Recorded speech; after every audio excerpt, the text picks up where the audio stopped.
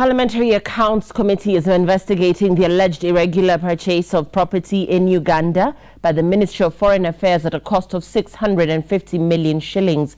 Foreign Affairs Principal Secretary Ambassador Macharia Kamau was at pains to explain why the ministry settled on the 650 million shillings property, exceeding the budgetary allocation of 450 million shillings. And as Sylvia Chebet now reports, the ministry's tender committee had recommended a property worth 250 million. Just as the 1 billion shillings Tokyo Embassy scandal fizzled out in 2016, with the court unable to find anyone culpable due to shoddy investigations, Kenya's embassy in Moscow came under the spotlight over 180 million shillings, which couldn't be accounted for. And now, the irregular purchase of the High Commission property in Uganda, where the highest bidder got the deal.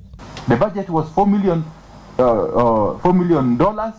This one quoted $2.5 million within the budget that you had. Then you decide all of a sudden to go for a $6.5 million property, then ask for more money from the treasury. If you look at the size of the development on that plot, it is 2,436 square meters. It's almost 4 times the size of the development on the...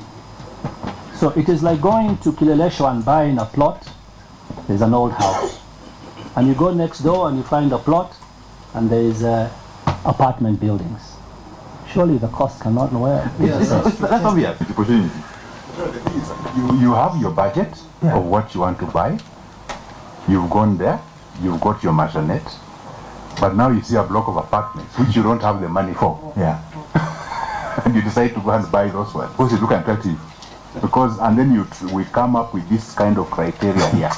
This criteria here, the way I look at it, was cleverly done to justify the purchase. The index indicated that the property for 6.5 million had the highest value for money. Dr. Gashuru, an asset manager at the Ministry of Foreign Affairs, confirms the property was bought in Kololo, Uganda, from a former diplomat of Korean origin residing in Uganda. They developed this index, the variance, that helped them make a decision. So it is the variance and that index that they actually looked at rather than the bid prices. When was this index developed? Was it before tendering? Was it after the technical committee met? The simple arithmetic gets you to almost the same price. Now, I'm not justifying the price. I'm simply saying I agree, we should not be confused by this variance story. Was the 2.5 million property enough for occupation of the embassy? I must say that in Kampala, we're using that property, half of it is the chancery, the others are 6 apartments.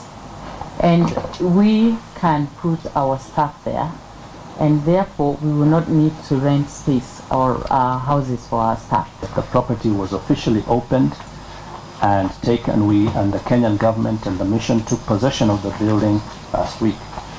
The committee plans to summon Interior PS Karanja Kibisho, who was the principal secretary in the Ministry of Foreign Affairs during the period.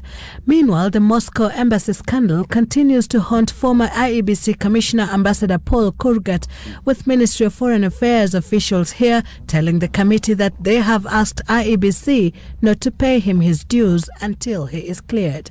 Sylvia Chebet, Citizen TV.